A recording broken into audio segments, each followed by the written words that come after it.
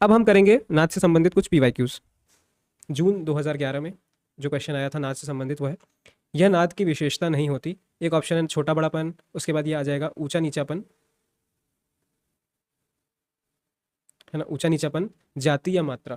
तो इसमें से देखिए आपने नाद की विशेषता पढ़ी, तो एक होता है छोटा बड़ापन जिसको हम तीव्रता भी बोलते हैं, ठीक, तीव्रता, ठीक। उसके बाद ऊंचा नीचापन जिसको हमने तारता भी बोला, ठीक। जाति अथवा गुण जिसको बोले, या जिसको हमने हार्मोनिक्स बोला, या हमने बोला सहायक नाद, जिससे हम पृथक पृथक जो है ध्वनियों में अंतर कर सकते हैं कि ये तबले की ध्वनि है, ये सितार की ध्वनि है ना।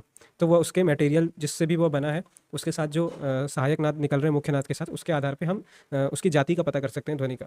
और तो इसमें क्या बच गया, मात्रा। तो इसका सही आंसर है मात्रा, क्योंकि मात्रा जो है वह नाद से की विशेषता नहीं है, यह उसकी विशेषता से संबंधित नहीं है, ठीक। तो आइए अब हम अगले प्रश्न पे चलते हैं। दूसरा है आंदोलन संख्या का संबंध किससे है, ठीक है। आप ऊपर ईयर देख सकते हैं किस ईयर का है, मैं सीधे क्वेश्चंस पे आता हूँ। आंदोलन संख्या का संबंध किससे है, तो नाद के छोटे बड़ेपन से, नाद के ऊंचे नीचेपन से, नाद की जाति से, या नाद के जो है ध्वनि उत्पादक पदार्थ से, ठीक है। तो नाद का जो आंदोलन संख्या है वह संबंधित होता है ऊंचे नीचेपन से, ठीक। नाद का आंदोलन संख्या जितना ज़्यादा होगा ध्वनि उतनी ऊंची होगी, आंदोलन संख्या जितना कम होगा ध्वनि इतनी नीची होगी। इसका जो है इसको हम तारता भी बोलते हैं, ठीक। तो इसका आंसर ये हो जाएगा बी। उसके बाद पूर्ण ध्वनि की मधुरता किस पर निर्भर करती है, तो पहला ऑप्शन है मूल नाद और सहायक नाद के पारस्परिक संबंध, दूसरा है मंद और मध्य सप्तक, तीसरा है कंपन और आंदोलन संख्या, चौथा है ध्वनि उत्पादक पदार्थ की लंबाई। तो पूर्ण ध्वनि की मधुरता मतलब अगर आप कोई ध्वनि सुन रहे हैं तो वो आपको पूर्ण ध्वनि किस प्रकार से सुनाई देगी, तो पूर्ण ध्वनि आपको जो है कि आपको मूल नाद और सहायक नाद का जो एक सम्मिश्रण हो रहा है आप सुन रहे हैं, तभी आप उस ध्वनि को आइडेंटिफाई कर पा रहे हैं। तो इसका आंसर होगा सीधे सीधे मूल नाद और सहायक नाद की पारस्परिक संबंध।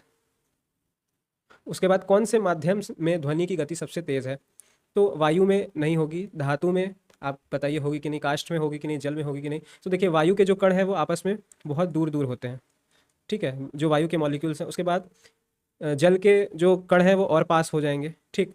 काष्ठ के जो कण है वो और पास हो जाएंगे, काष्ठ।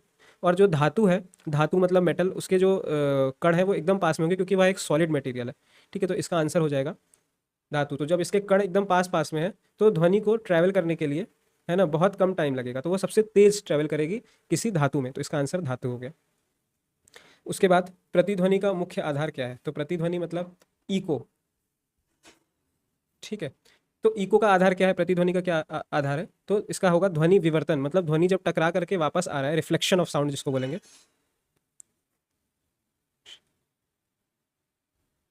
तो ये हो गया ध्वनि विवर्तन, इसका उत्तर कि प्रतिध्वनि का जो मुख्य आधार है वह है ध्वनि विवर्तन,